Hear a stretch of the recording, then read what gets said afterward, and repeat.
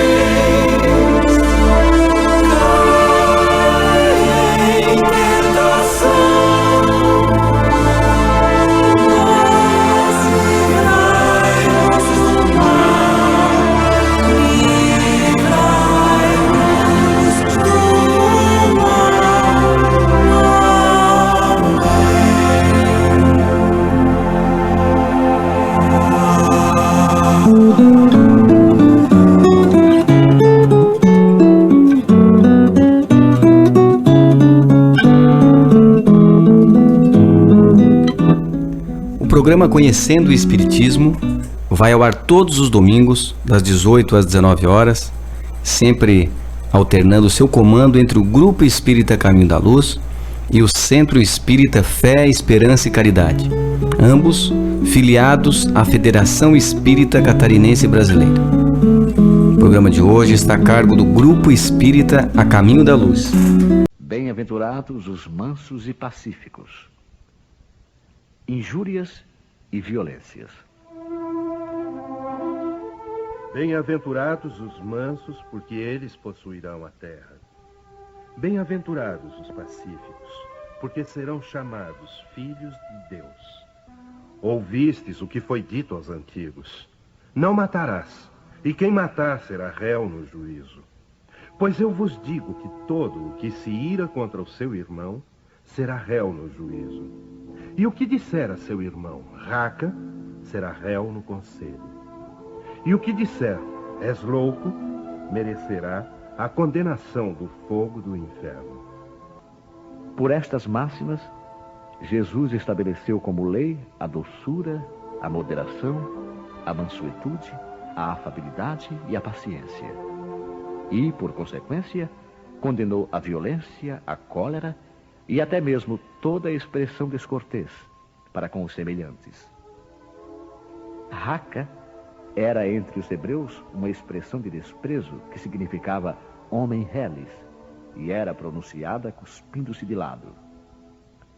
E Jesus vai ainda mais longe, pois ameaça com o fogo do inferno aquele que disser a seu irmão, és louco. É evidente que nesta, como em qualquer circunstância, a intenção agrava ou atenua a falta. Mas por que uma simples palavra pode ter tamanha gravidade para merecer tão severa reprovação? É que toda palavra ofensiva exprime um sentimento contrário à lei de amor e caridade que deve regular as relações entre os homens, mantendo a união e a concórdia. É um atentado à benevolência recíproca e à fraternidade, entretendo o ódio e a animosidade. Enfim, porque depois da humildade perante Deus, a caridade para com o próximo é a primeira lei de todo cristão. Mas o que dizia Jesus por estas palavras? Bem-aventurados os mansos, porque eles possuirão a terra. Não ensinou ele a renúncia aos bens terrenos, prometendo-os do céu? Ao esperar os bens do céu, o homem necessita dos bens da terra para viver. O que ele recomenda, portanto, é que não se dê a estes últimos mais importância que aos primeiros. Por essas palavras, ele quer dizer que até agora os bens da terra foram assambarcados pelos violentos, em prejuízo dos mansos e pacíficos. Que a estes falta frequentemente o necessário, enquanto os outros dispõem do supérfluo. E promete que justiça lhe será feita assim na terra como no céu, porque eles serão chamados filhos de Deus. Quando a lei de amor e caridade for a lei da humanidade, não haverá mais egoísmo. O fraco e o pacífico não serão mais explorados nem espezinhados pelo forte e o violento. Será esse o estado da terra, quando, segundo a lei do progresso e a promessa de Jesus, ela estiver transformada num mundo feliz pela expulsão dos maus. Instruções dos Espíritos. A afabilidade e a doçura. Lázaro, Paris, 1861. A benevolência para com os semelhantes, fruto do amor ao próximo, produz a afabilidade e a doçura, que são a sua manifestação. Entretanto, nem sempre se deve fiar nas aparências, pois a educação e o traquejo do mundo podem dar o verniz dessas qualidades. Quantos há cuja fingida bonomia é apenas uma máscara para uso externo, uma roupagem cujo corte, bem calculado, disfarça as deformidades ocultas. O mundo está cheio de pessoas que trazem o sorriso nos lábios e o veneno no coração, que são doces, contanto que ninguém as moleste, mas que mordem à menor contrariedade, cuja língua doirada, quando falam face a face, se transforma em dardo venenoso quando falam por trás. A essa classe pertencem ainda esses homens que são benignos fora de casa, mas tiranos domésticos, que fazem a família e os subordinados suportarem o peso do seu orgulho e do seu despotismo, como para compensar o constrangimento a que se submetem lá fora. Não ousando impor sua autoridade aos estranhos que os colocariam no seu lugar, querem pelo menos ser temidos pelos que não podem resistir-lhes. Sua vaidade se satisfaz com o poder em dizer: aqui eu mando e sou obedecido, sem pensar que poderiam acrescentar com mais razão: e sou detestado. Não basta que os lábios destilem leite e mel, pois se o coração nada tem com isso, trata-se de hipocrisia. Aquele cuja afabilidade e doçura não são fingidas, jamais se desmente. É o mesmo para o mundo ou na intimidade, e sabe que se pode enganar os homens pelas aparências, não pode enganar a Deus.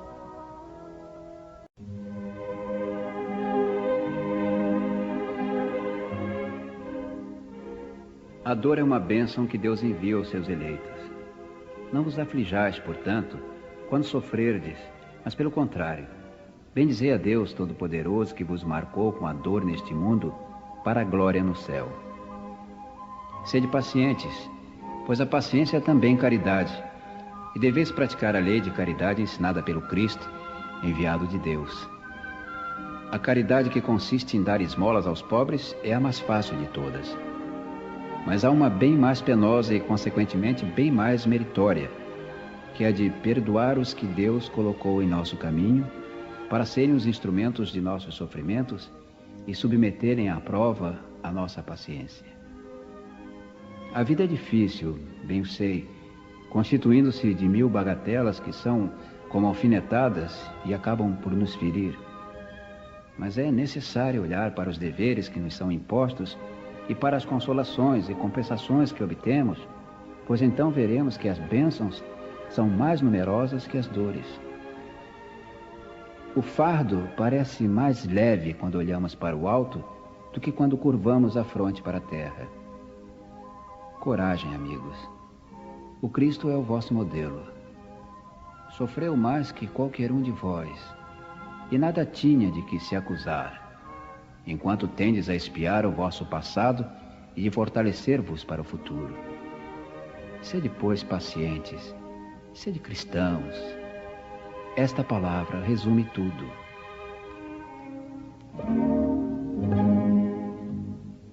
Obediência e resignação. Lázaro, Paris, 1863. A doutrina de Jesus ensina sempre a obediência e a resignação. Duas virtudes companheiras da doçura, muito ativas, embora os homens as confundam erroneamente com a negação do sentimento e da vontade. A obediência é o consentimento da razão. A resignação é o consentimento do coração. Ambas são forças ativas, porque levam o fardo das provas que a revolta insensata deixa cair. O poltrão não pode ser resignado, assim como o orgulhoso e o egoísta não podem ser obedientes. Jesus foi a encarnação dessas virtudes, desprezadas pela antiguidade materialista. Chegou no momento em que a sociedade romana perecia nas fraquezas da corrupção e veio fazer brilhar, no seio da humanidade abatida, os triunfos do sacrifício e da renúncia à sensualidade. Cada época é, assim, marcada pelo cunho da virtude ou do vício, que a deve salvar ou perder. A virtude da vossa geração é a atividade intelectual. Seu vício é a indiferença moral. Digo somente atividade, porque o gênio se eleva de súbito e descobre de relance os horizontes que a multidão só verá depois dele, enquanto a atividade é a reunião dos esforços de todos para atingir um alvo menos brilhante, mas que prova a elevação intelectual de uma época. Submetei-vos ao impulso que vimos dar aos vossos espíritos. Obedecei à grande lei do progresso, que é a palavra da vossa geração. Infeliz do espírito preguiçoso, daquele que fecha o seu entendimento. Infeliz porque nós, que somos os guias da humanidade em marcha, o chicotearemos e forçaremos a sua vontade rebelde com o duplo esforço do freio e da espora. Toda resistência orgulhosa deverá ceder cedo ou tarde. Mas Bem-aventurados os que são mansos, porque darão ouvidos dóceis aos ensinamentos. A cólera, um espírito protetor. O orgulho vos leva a vos julgardes mais do que sois, a não aceitar uma comparação que vos possa rebaixar, e a vos considerardes, ao contrário, de tal maneira acima de vossos irmãos, seja na finura de espírito, seja no tocante à posição social, seja ainda em relação às vantagens pessoais, que o menor paralelo vos irrita e vos fere. E o que acontece então? Entregai-vos à cólera. Procurai a origem desses acessos de demência passageira que vos assemelham aos brutos, fazendo-vos perder o sangue frio e a razão. Procurai-a, e encontrareis quase sempre por base o orgulho ferido. Não é acaso o orgulho ferido por uma contradita que vos faz repelir as observações justas e rejeitar encolerizados os mais sábios conselhos? Até mesmo a impaciência, causada pelas contrariedades em geral pueris, decorre da importância atribuída à personalidade perante a qual julgais que todos devem curvar-se. No seu frenesi, o homem colérico se volta contra tudo, à própria natureza bruta, aos objetos inanimados que espedaça por não obedecerem. Ah, se nesses momentos ele pudesse ver-se a sangue frio, teria horror de si mesmo, ou se reconheceria ridículo. Que julgue por isso a impressão que deve causar aos outros. Ao menos pelo respeito a si mesmo, deveria esforçar-se, pois, para vencer essa tendência que o torna digno de piedade. Se pudesse pensar que a cólera nada resolve, que lhe altera a saúde, compromete a sua própria vida, veria que é ele mesmo a sua primeira vítima. Mas ainda há outra consideração que o deveria deter. O pensamento de que torna infelizes todos os que o cercam. Se tem coração, não sentirá remorsos por fazer sofrer as criaturas que mais ama? E que mágoa mortal não sentiria se num acesso de arrebatamento cometesse um ato de que teria de recriminar-se por toda a vida? Em suma, a cólera não exclui certas qualidades do coração, mas impede que se faça muito bem e pode levar a fazer-se muito mal. Isso deve ser suficiente para incitar os esforços por dominá-la. O espírita, aliás, é incitado por outro motivo, o de que ela é contrária à caridade e à humildade cristãs. Hahnemann, Paris, 1863.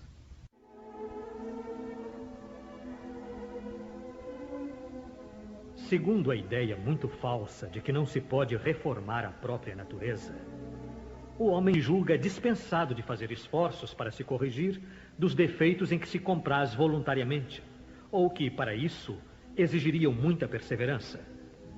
É assim, por exemplo, que o homem inclinado à cólera se desculpa quase sempre com o seu temperamento. Ao invés de se considerar culpado, atribui a falta ao seu organismo, acusando assim a Deus pelos seus próprios defeitos. É ainda uma consequência do orgulho que se encontra mesclado a todas as suas imperfeições. Não há dúvida que existem temperamentos que se prestam melhor aos atos de violência, como existem músculos mais flexíveis que melhor se prestam a exercícios físicos. Não penseis, porém, que seja essa a causa fundamental da cólera, e acreditai que um espírito pacífico, mesmo num corpo bilioso, será sempre pacífico, enquanto um espírito violento, num corpo linfático, não seria mais dócil. Nesse caso, a violência apenas tomaria outro caráter. Não dispondo de um organismo apropriado à sua manifestação, a cólera seria concentrada, enquanto no caso contrário, seria expansiva.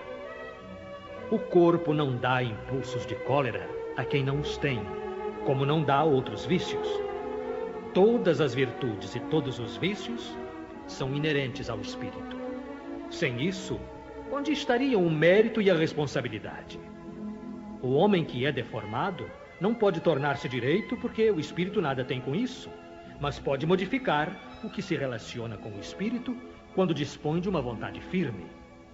A experiência não vos prova, espíritas, até onde pode ir o poder da vontade pelas transformações verdadeiramente miraculosas que se operam aos vossos olhos? Dizei, pois, que o homem só permanece vicioso porque o quer, mas que aquele que deseja corrigir-se sempre o pode fazer. De outra maneira, a lei do progresso não existiria para o homem.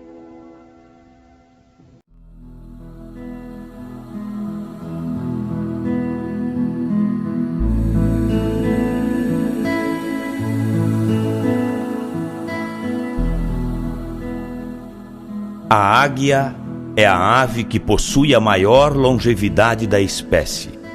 Chega a viver 70 anos, mas para chegar a essa idade, aos 40 anos ela tem que tomar uma séria e difícil decisão. Aos 40 anos, ela está com as unhas compridas e flexíveis e não consegue mais agarrar as suas presas das quais se alimenta. O bico alongado e pontiagudo se curva e apontando contra o peito estão as asas envelhecidas e pesadas em função da grossura das penas, e voar já é tão difícil. Então, a águia só tem duas alternativas: morrer ou enfrentar um dolorido processo de renovação que irá durar 150 dias. Esse processo consiste em voar para o alto de uma montanha e se recolher em um ninho próximo a um paredão, onde ela não necessite voar. Então, após encontrar esse lugar, a águia começa a bater com o bico em uma parede até conseguir arrancá-lo. E após arrancá-lo, espera nascer um novo bico com o qual vai depois arrancar suas unhas.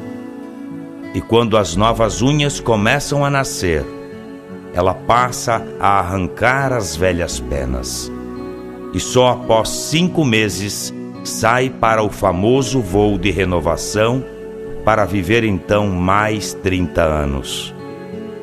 Em nossa vida, muitas vezes temos de nos resguardar por algum tempo e começar um processo de renovação. Para que continuemos a voar um voo de vitória, devemos nos despreender de lembranças, costumes, sentimentos e outras tradições que nos causaram dor.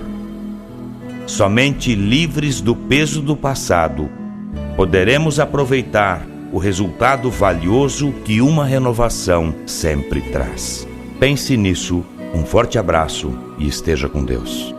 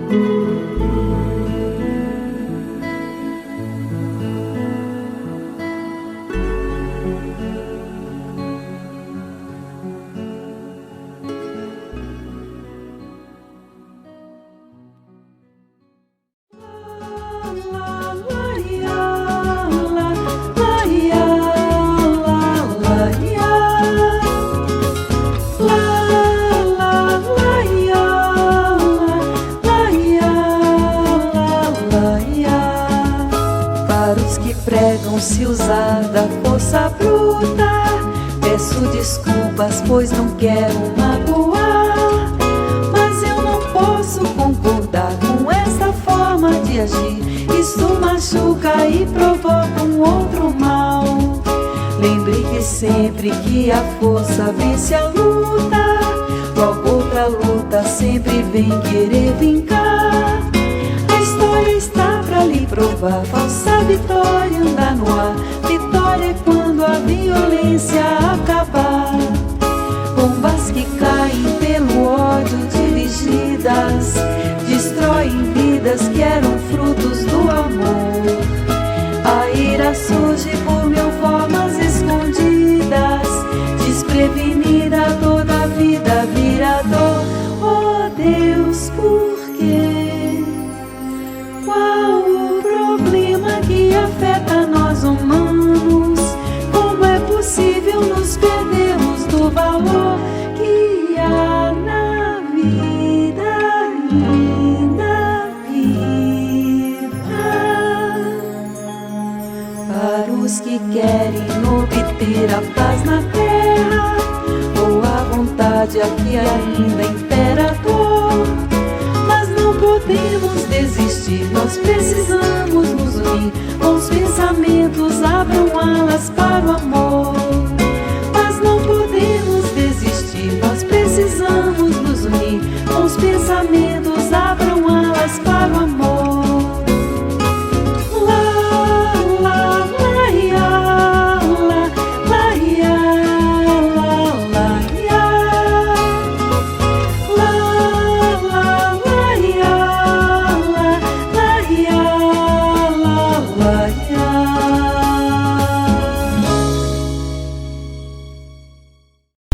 Na 98 FM, programa Conhecendo o Espiritismo.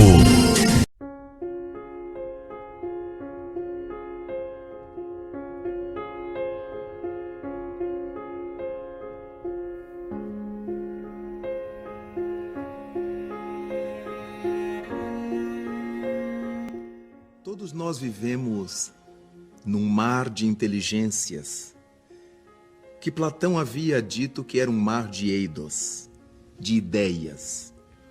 Todos nós pensamos, nossos pensamentos são ondas, e por causa disso vivemos nesse mar de pensamentos. E nesses tempos que estamos vivendo na Terra, há um pensamento que gera muitos outros, mas que é um pensamento central: a paz. Em toda parte se fala da paz. Mesmo nos continentes, nos países, nas regiões que se acham em guerras, existe o discurso pró-paz. Curiosamente, muita gente não se deu conta, não se dá conta do que seja a paz. A paz, de maneira nenhuma, corresponde à estagnação das águas paradas. Não, isso não é paz. Isso é estagnação. A paz não tem nada a ver com não fazer nada, ficar à toa, com o excessivo ócio. Isso não é paz. Isto é preguiça. A paz não tem nenhuma vinculação com a paralisia dos cadáveres, com a inércia dos mortos. Isto é apodrecimento, é putrefação. A paz é, sob todos os títulos, uma virtude psíquica, uma virtude do ser, da alma, da intimidade. Paz significará sempre um estado interior em que a criatura que a busca, que a persegue, entra na sintonia das leis cósmicas. Ser pacífico é a criatura buscar essa integração com o Criador, sob todos os aspectos. E a partir disso, então, ele tratará de cumprir com seus deveres para com a vida em nome da paz. Em nome da paz, tratará bem as pessoas, terá seus altos e baixos, ficará nervoso muitas vezes, tenso em outras ocasiões, mas tudo isso na busca do aprimoramento. Tudo isso no desejo de se aperfeiçoar. É a busca da paz em si próprio. É por essa razão que nos damos conta de que quando alguém está buscando a paz e assume seus compromissos diante da vida, não se vitimiza, não se coloca como vítima da vida, das coisas, dos outros, porque quem está querendo paz aprende a governar a si mesmo, a governar a sua própria vida, a ser uma pessoa autônoma, a não realizar o bem apenas porque está sendo visto, ou porque alguém o vai aplaudir, ou porque vai ganhar alguma coisa, e deixa de fazer o mal e deixa de cometer erros somente quando disso adviria uma sanção. Não.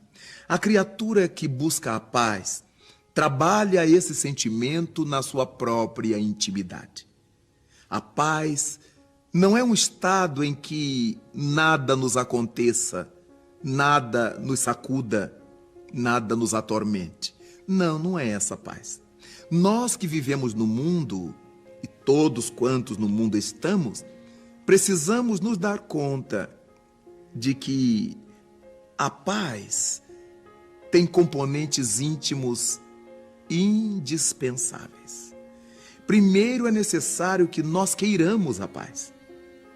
Não adianta fazer só o discurso da paz. Não nos vale a pena o discurso somente. É importante que, além do discurso, advenha o curso da paz. Essas 3 letras representam tanta coisa para a mente humana, para a vida humana, para o mundo em geral, que a maioria das pessoas que proclama o tempo todo paz ainda não se deu conta do que ela significa. Para muita gente, a paz tem que ser mantida à base da força, à base das armas. Para outros, a paz é aquele documento que se assina nos gabinetes políticos, os tratados de armistício. Isso não é a paz. São as conveniências políticas.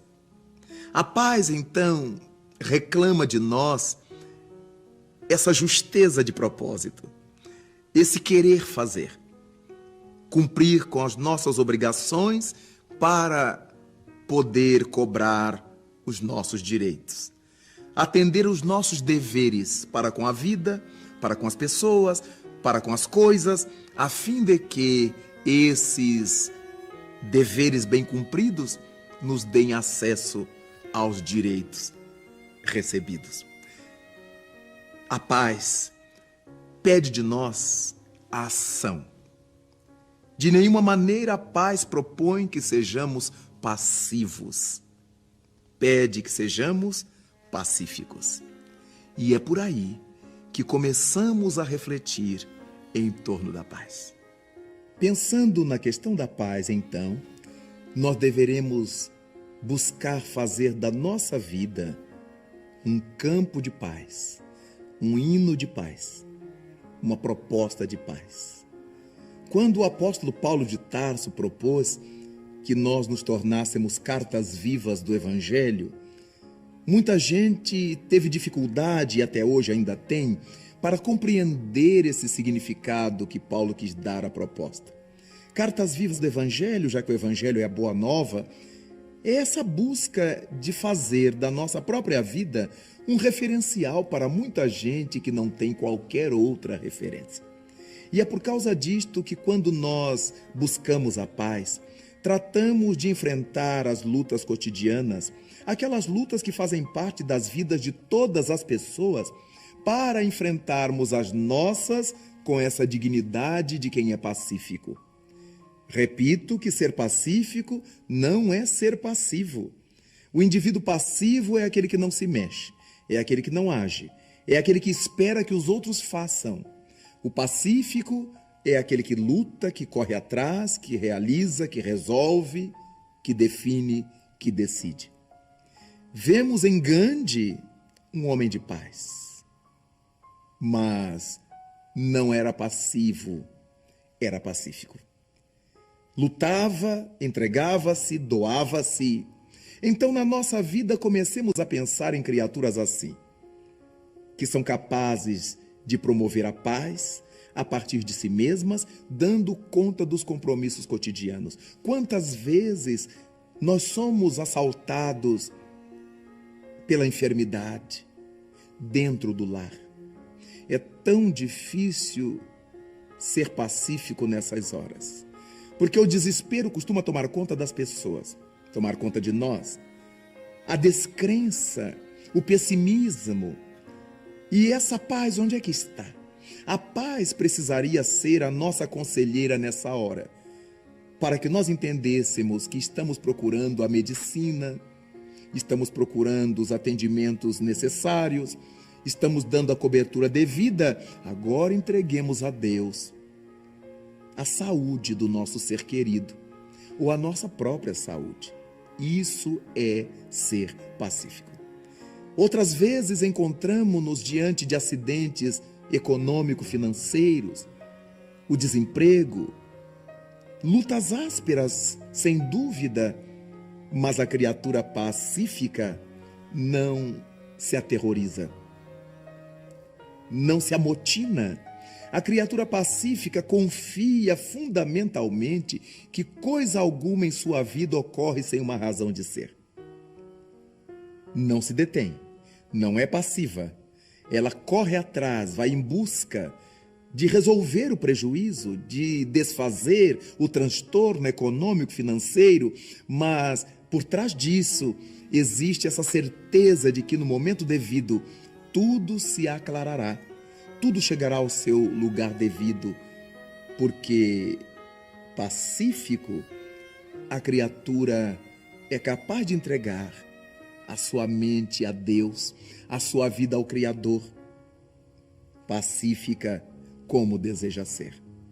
É desse modo, então, que nós vamos perceber que em outros momentos nos deparamos com a própria morte. Quanto tormento a desencarnação ainda provoca para as vidas, para as pessoas que ficam. Embora as religiões de todos os tempos sempre tenham dito que a morte não existe, parece que isso se tornou um discurso vazio. Parece que os indivíduos escutam, mas não entendem. Parece que a morte só não existe para a família dos outros. E desse modo nos desarvoramos, nos desestruturamos. Passamos a pesar sobre o falecido com a nossa energia negativa, com a nossa energia de auto-vitimização. E desse modo não colaboramos nem com a paz da criatura desencarnada e nem com a nossa.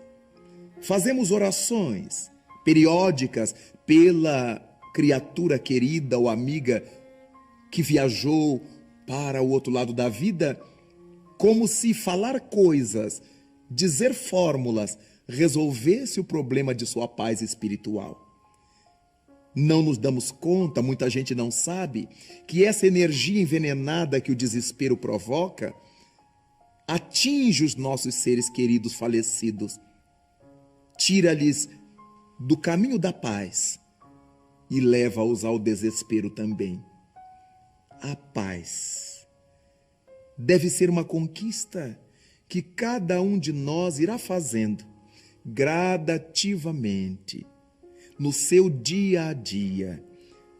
Uma tormenta hoje, um nervosismo amanhã, uma irritação depois, e nesses intervalos o esforço pela paz. A mesma paz que vimos na vida de Cristo. Foi Ele que nos disse com muita tranquilidade: a minha paz vos deixo, a minha paz vos dou.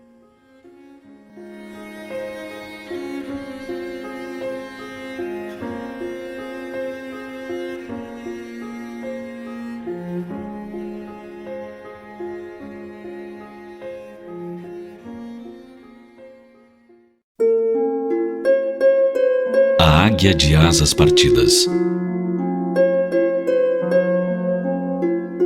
Ele possuía muitas riquezas. Tinha as arcas abarrotadas de ouro e gemas preciosas. A juventude lhe sorria e os amigos sempre se faziam presentes nos banquetes. Habituara-se a dormir em seu leito de ébano e marfim. Dormir e sonhar. Em seus sonhos, misturava-se a realidade das tantas vitórias que lhe enriqueciam os dias e um desejo de paz que ainda não fruía. Ele amava as corridas de bigas e quadrigas. Recentemente, comprara cavalos árabes fogosos e escravos o haviam adestrado durante dias. Tudo apontava para a vitória nas próximas corridas no porto de Cesareia. Mas os momentos de tristeza se faziam constantes. A felicidade não era total. Faltava algo. Ao mesmo tempo, ele temia perder a felicidade que desfrutava. Por isso, ouvindo falar daquele homem singular que andava pelas estradas da Galiléia, o procurou. Bom mestre, que bem devo praticar para alcançar a vida eterna? Desejava saber. Como desejava? A resposta veio sonora e clara. Por que me chamas bom? Bom somente o Pai o é.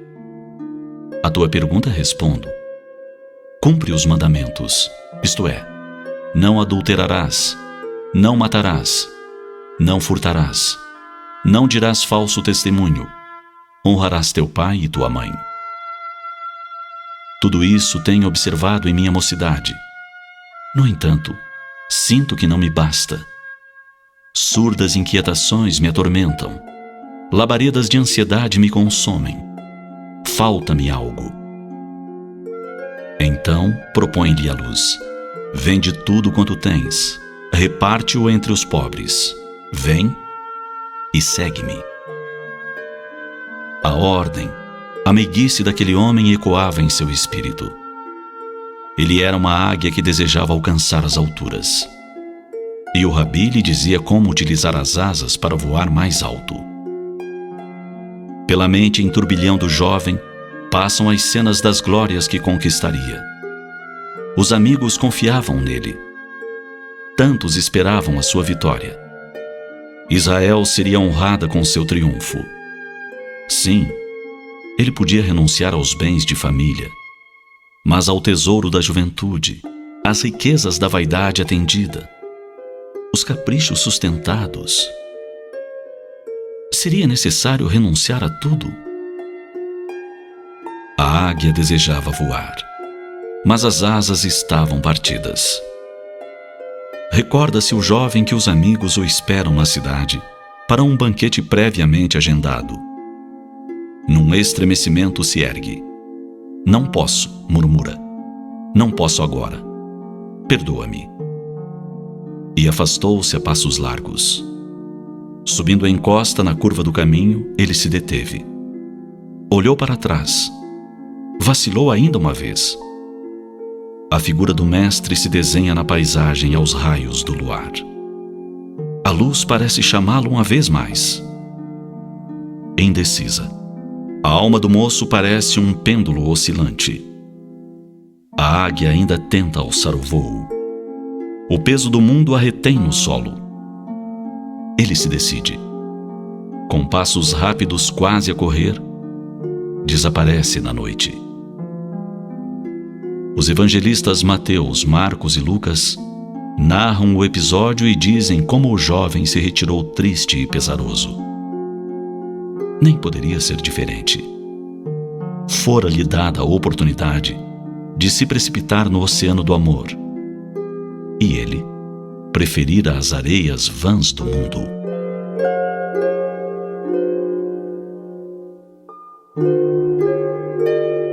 O divino amigo nos chama diariamente para a conquista do reino de paz. Alguns ainda somos como o moço rico. Deixamos para mais tarde, presos que ainda estamos a muitas questões e vaidades pessoais. É bom analisar o que vale mais: a alegria efêmera do mundo ou a felicidade perene que tanto anelamos. Depois, é só optar.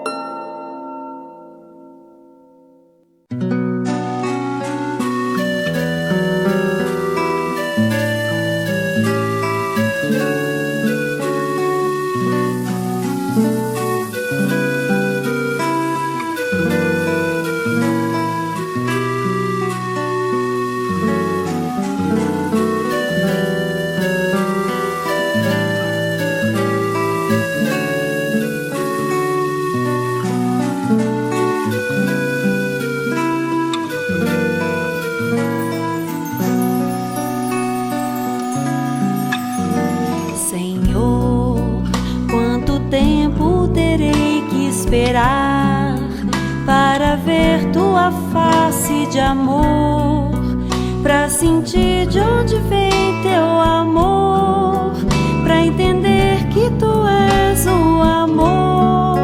Quanto tempo, Senhor, quanto tempo, Senhor, quantos corpos terei que vestir, quantos nomes terei que assinar, quantas vezes me farás criança, pra entender que tu és o amor.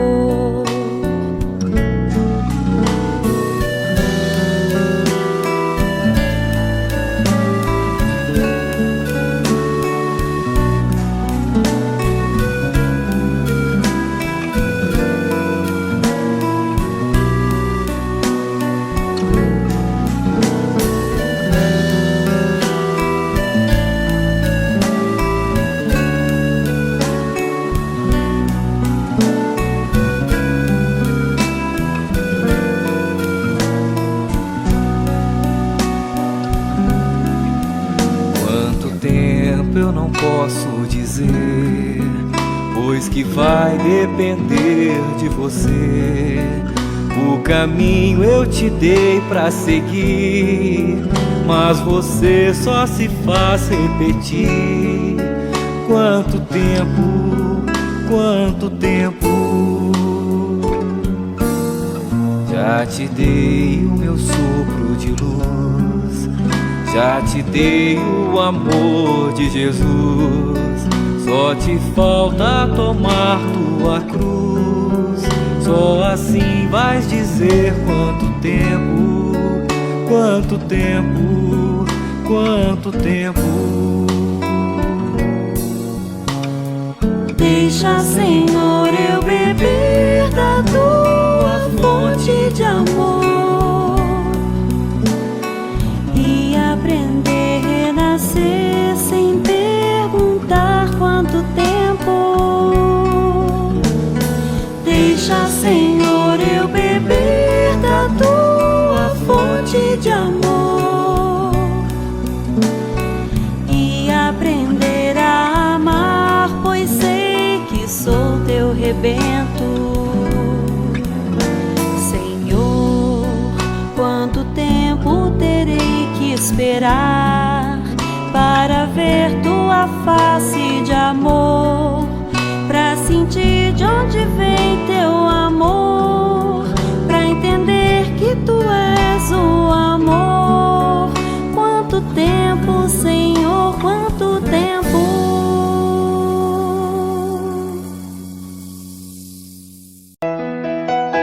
Que nenhum ser humano, homem ou mulher, consista na permanência em sua mente, em um instante sequer, da sinistra ideia de exterminar a própria vida, a fim de evitar que, sob o estímulo e a indução de adversários cruéis, venha cometer a mais grave das infrações às leis divinas.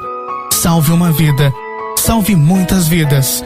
Onde houver gente feliz, pode estar o próximo suicida. Vamos todos, numa corrente de amor ao próximo, diminuir o número de suicidas. Uma campanha Centro Espírita a Caminho da Luz de Biguaçu, Centro Espírita a Caminho da Esperança de Brusque, Web Rádio Fraternidade, www.radiofraternidade.com.br. Programa Espírita Luz e Fraternidade. 7 minutos com Emmanuel. Segunda Carta aos Coríntios, capítulo 1, versículo 12. Comentário do livro Palavras de Vida Eterna, capítulo 155, intitulado Paz em Nós. Porque a nossa glória é esta, o testemunho da nossa consciência. Paulo, 2 Coríntios 1, 12. Comenta o benfeitor.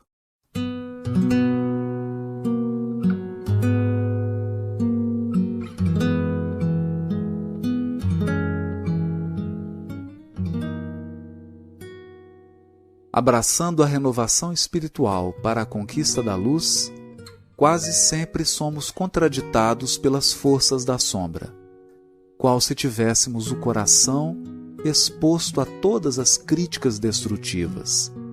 Cultivas bondade, e afirmam-te idiota. Mostras paciência e imaginam-te poltrão. Esqueces golpes sofridos e chamam-te covarde. Praticas a humildade e apontam-te por tolo. Falas a verdade e supõe-te obsesso. Exerces brandura e julgam-te preguiçoso. Auxilias fraternalmente e envenenam-te o gesto. Confias e dizem-te fanático. Cumpres obrigações e há quem zombe de ti.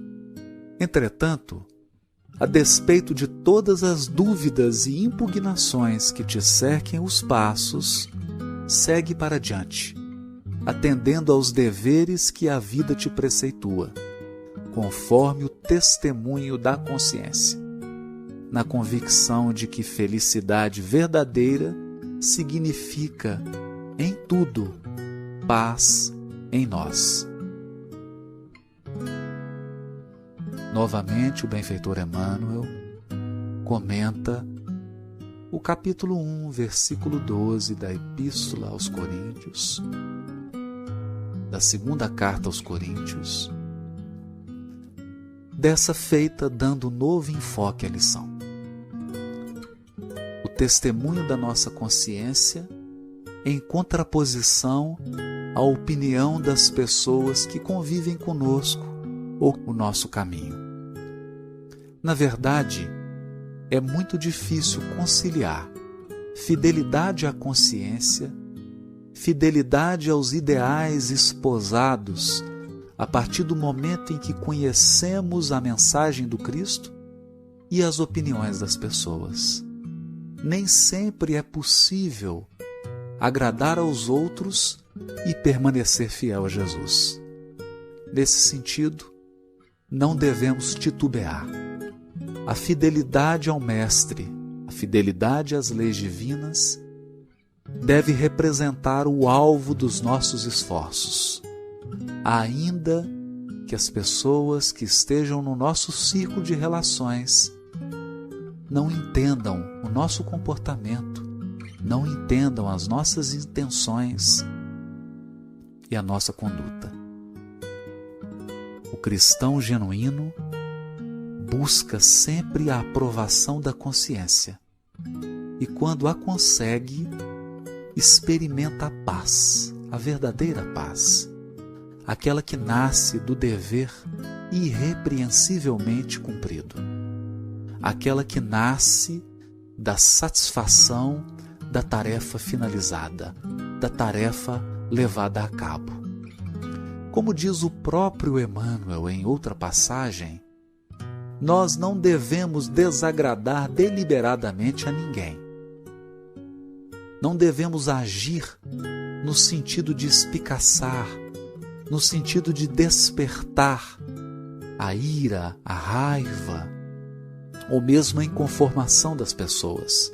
Todavia, não podemos esperar ingenuamente agradar a todos, nem mesmo o Mestre, governador espiritual do orbe, Cristo de Deus, que dirige o destino de mais de 20 bilhões de almas em evolução no orbe, conseguiu agradar a todos.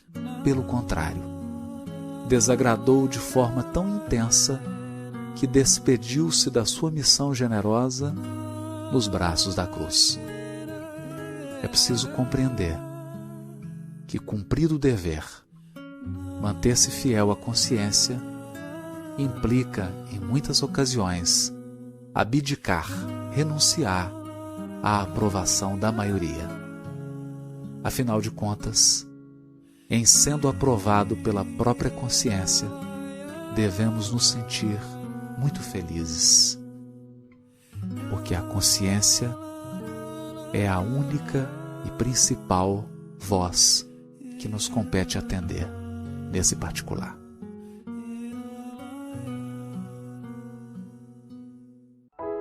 Agradeço, Senhor, Maria Dolores. Agradeço, Senhor, quando me dizes não às súplicas indébitas que faço através da oração, muitas daquelas dádivas que peço, estima, concessão, posse, prazer, em meu caso talvez fossem espinhos na senda que me deste a percorrer. De outras vezes imploro-te favores, entre lamentação, choro, barulho, mero capricho, simples algazarra, que me escapam do orgulho. Existem privilégios que desejo, reclamando-te o sim, que se me florescessem na existência, seriam desvantagens contra mim. Em muitas circunstâncias rogo afeto, sem achar companhia em qualquer parte, quando me dás a solidão por guia, que me inspire a buscar-te. Ensina-me que estou no lugar certo, que a ninguém me ligaste de improviso e que desfruto agora o melhor tempo de melhorar-me em tudo que preciso. Não me escutes as exigências loucas, faze-me perceber que alcançarei além do necessário, se cumprir meu dever. Agradeço, meu Deus, quando me dizes não com teu amor, e sempre que te rogue o que não deva, não me atendas, Senhor.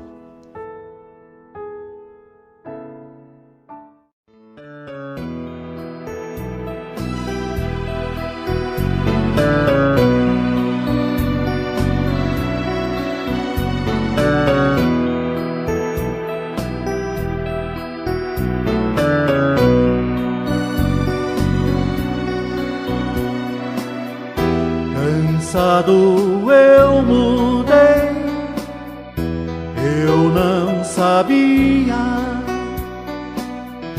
a paz eu encontrei, pois era tudo o que eu queria.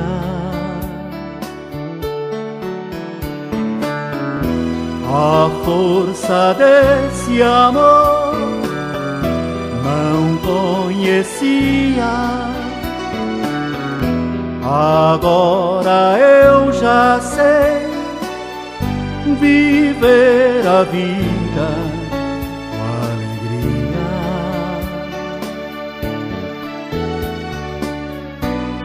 Ó meu Senhor, estou aqui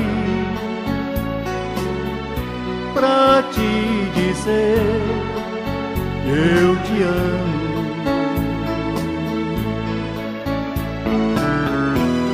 Tu és o abrigo e a luz no meu caminho,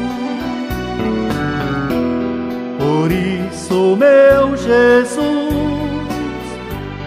já não me sinto tão sozinho.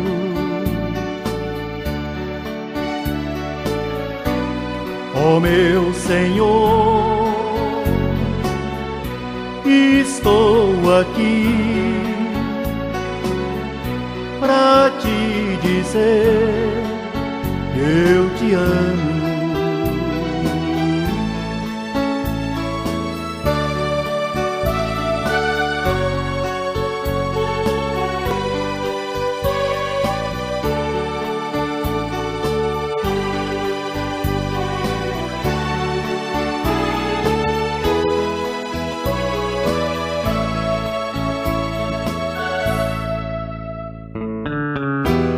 A força desse amor não conhecia, agora eu já sei viver a vida com alegria.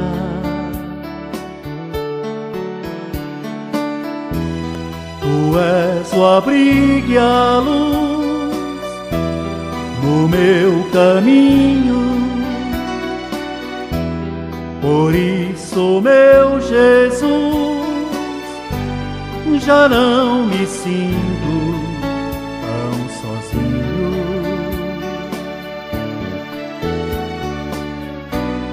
Ó meu Senhor, estou aqui pra te dizer eu te amo.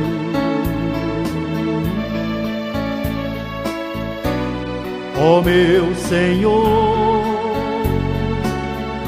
estou aqui pra te dizer eu te amo.